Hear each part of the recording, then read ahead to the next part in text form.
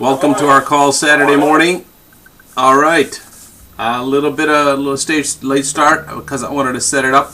I'm going to try to video this thing also and put it on a Facebook or put it on some type of a format so that you can see it and as well as hear it. But I'm going to for now, everybody's going to hear the call, right?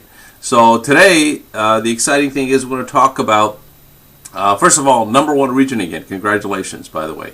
Everybody, you did a great job. We were #1. I think we had like 96% quota.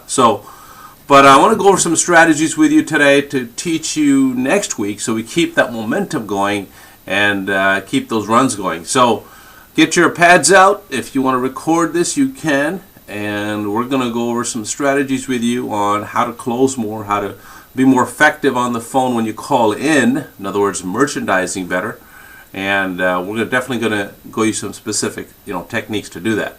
All right, first of all, as you know, it's March Madness now, right? Everybody's just going crazy with all the basketball and everything. So I look at this business much like a sport. Yesterday I was talking to Tyler about this business. It's crazy. You throw a pass, it gets intercepted, and the other team scores, and all of a sudden you throw a pass, and then boom, it goes right through the hoop, and there you're up again by 2. So it's back and forth, back and forth. So in this crazy business of sales, you got to have that attitude of constantly maintaining your level of focus. Okay, so I want you to write this down as focus, because when you're out there making these calls, talking to the clients, walking in the door, you've got to have what I call resilience. Okay, that's a good word to write down too.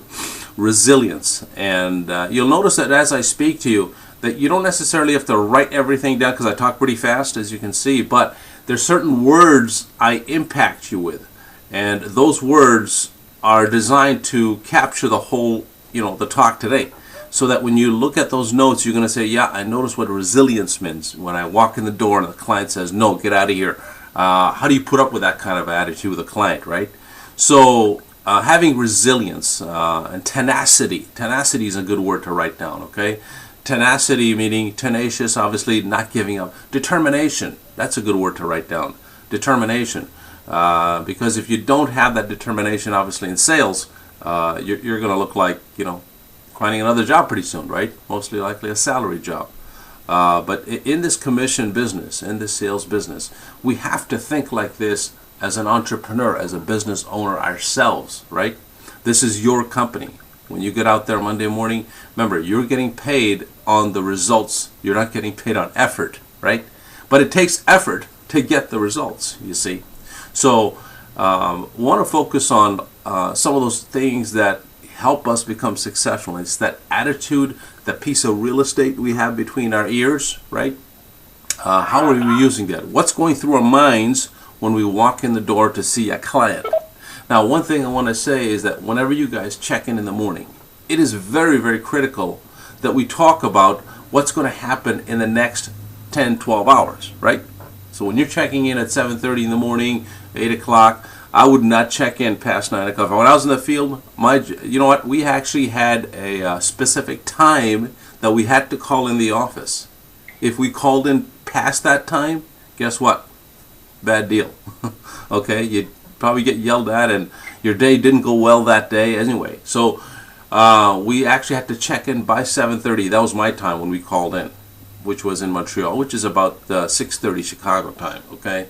And specifically, if I called in at 7:15, 7:10, it's okay too. I might not catch the, see next there at the office that time, but 7:30 or earlier. Now, put yourself in this position. I don't force people to call me at a specific time because things can happen, but you have to look at it this way: is that if this is your business and there's another word to write down, discipline. Okay, discipline yourself to that this is the sort of thing that you're going to do every single day. It becomes easy, right? It becomes in a way where it's like breathing. You don't have to think about it anymore. You just do it, right? And it doesn't become arduous, okay? Where it becomes difficult. It's not arduous anymore. It's a habit, all right? Sometimes it gets boring, but guess what? The boring stuff brings you money. That's the exciting part. So wanted to talk about that is that if you make us commitment to yourself. Now, unless you're with a client in the morning, I understand that sometimes you can't call specifically at 7:30, but I'll tell you something. One of my reps, Lou Mifsud, his name is, consistently 6:30 my time, he's on the phone consistently. I think I might have missed him not calling in at 6:30 to 6:30 in the morning is when he's with a client. That's all. But I think 99% of the time he's always calling in at 6:30 my time, which is 7:30 his time. Consistently. Steve Zemas, some of the other guys too do that, pretty obvious too. But the thing is this, if you create a habit of doing certain little things that you can control, okay, guess what happens?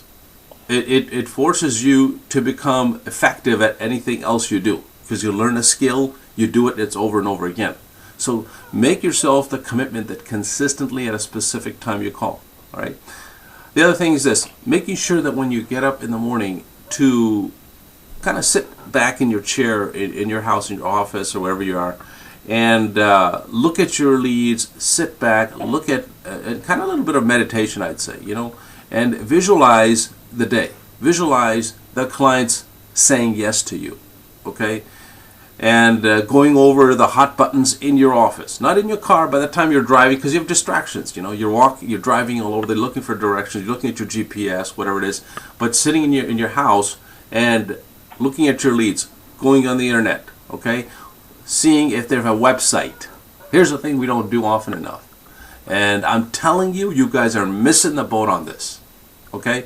You don't get on the website and print the home page of the website of the client you're about to go see. You have 5 leads on Monday. You have 4 leads on Monday. Okay? And how I know this is because you don't tell me when you merchandise, when you call it in.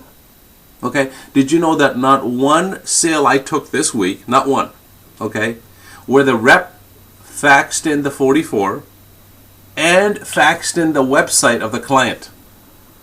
Now, I take about 10 sales a day, 10 to 15 sales a day, okay, sometimes 20, it's a busy day, but I average about 15 sales a day. So if you add the numbers, that's about what, 50, 75 sales a week, okay?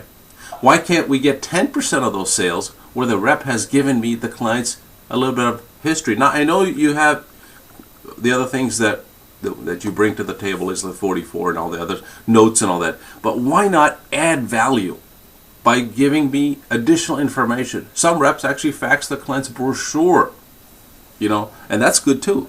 But if you go the extra mile and print the home page of the client's website, okay, before you go to see the clients on Monday or Tuesday, whatever day you're going to go, okay, and you walk in the door, watch this. This is so powerful. You say, "Hi, John, nice to meet you. Hey, listen, look at this." And you show him, this could be the website, let's say. And you show, "Hey, this is your website I saw, right? This is your homepage? Pretty neat. Hey, let's talk about this. I got something that I want to share with you that has helped your competitors tremendously all over North America. In fact, we've helped over 10,000 businesses in your industry. You have an office, a courtesy of an office. I could sit down and show you how this works." Now, what I just said in the last 8 seconds, okay, has gotten many reps thousands of dollars of commissions. Now, if you didn't capture what I just said 8 seconds ago, now it's about 15, you're missing the boat. Those words I said and how I went in and showed the client's home page, and I got a hook, okay? I got a hook there, and I showed the client, hey, how we've helped thousands of companies in your industry, and I want to show you what kind of business proposals we did for them. Well, what can you do for them? Great question. You may find it confidential to talk about it in the middle of a lobby. And I don't think you want to make a 6-figure decision in your lobby. Do you have a courtesy of an office? And you take a step towards the direction he came in. Okay? And watch what happens. You'll get 80% of people leading you into their office. Because what did I do? I created a hook. And number 2, I created curiosity. What was my hook? My hook was we've helped tons of people in your industry, your competition. Your competitors are keeping us so busy you wouldn't believe it. I need an office to show you what we've done for them. Now you notice you didn't push the client by saying what we can do for you. Because I don't know if we can help the client yet. I'm just doing is what I'm doing. I'm bringing content, bringing information to the client that he may find helpful. Here's a story I'm going to give you quickly, okay? And use this in many situations, okay? And stories people remember, okay? Back in the old days of Hong Kong, I'm taking maybe 1,000 years ago, okay, when the people used to, bring in commodities through ships, right? They didn't have airplanes, and, ships was the basic. They didn't have railway even, okay? And in Hong Kong, there was what we call an informant, okay, kind of like a messenger, much like you guys, okay, and a messenger I call it, okay, and he would go around to different merchants all over Hong Kong, and this is what his job was. This is how he'd make money. He says to, hey, listen, I have information for you that in the next 24 hours you can double your profits. What a hook! What a hook! I have information that in the next 24 hours, in the next day or so, you can double your profits selling your product. They'd say, what's that? Now, this is what he did before he went in there. Watch this. Well, in Hong Kong, there are high peaks in the back. The Hong Kong and there's mountains in the back, right? So he would go up in the high peaks of Hong Kong and look out for ships coming in. And in those days, they would signal him, I think they used mirror, or they obviously didn't have, walkie-talkies or anything like that. And they would signal him through the mirror that there is, for example, they would bring in tea from India or coffee from South America, wherever, right? And they would be imported to Hong Kong to sell to the people of Hong Kong, okay? And they would mirror that there's very little tea on board this ship. Why? Because they had a bad season, maybe, right? So they knew that because every so often, every 2 months or so, the ships would bring in all this commodity, right, to be sold in Hong Kong. And they would figure out that this time there was a bad season, there was a drought or whatever, there was a flood. They just didn't have produced enough tea that time of the year. So they figured out that if there's very little tea, this person got information, and those ships were probably about 5 hours, 8 hours out in the ocean, because they traveled very slowly. Obviously, they didn't have high-powered engines and all that. So by the time they got there, they would signal then that, hey, listen, there's very little tea on board. You can tell your people that, the price of tea is going to skyrocket by the time we land, okay, into the shore, and give it by the time they get it, right? And so that's the information he got. He would take that information and then go to the merchants and do that pitch on them, all right? And they would say, okay. And they say, well, this is what this information is. So I recommend that when this, you sell, you increase your prices, okay, right now. So if you can sell your prices, make more, because by the time that ship gets in here, you can sell it at a low price, because all your competitors, guess what? All your competitors are going to be wondering, geez, this price of the price of tea went up because there's hardly any tea on that ship. So it's become scarcity. So the knowledge of scarcity, that's a good word to write down, right? So what that did is that it forced the merchants to sell it at a lower price, which they could make a profit, his competitors. But the person who had that information was able to sell it at a normal price. Why? Because he sold it at a higher price before and made the money. So when the tea came in, there was hardly any. He still had enough inventory. So this is an example of knowledge. Okay, this is an example of a stock.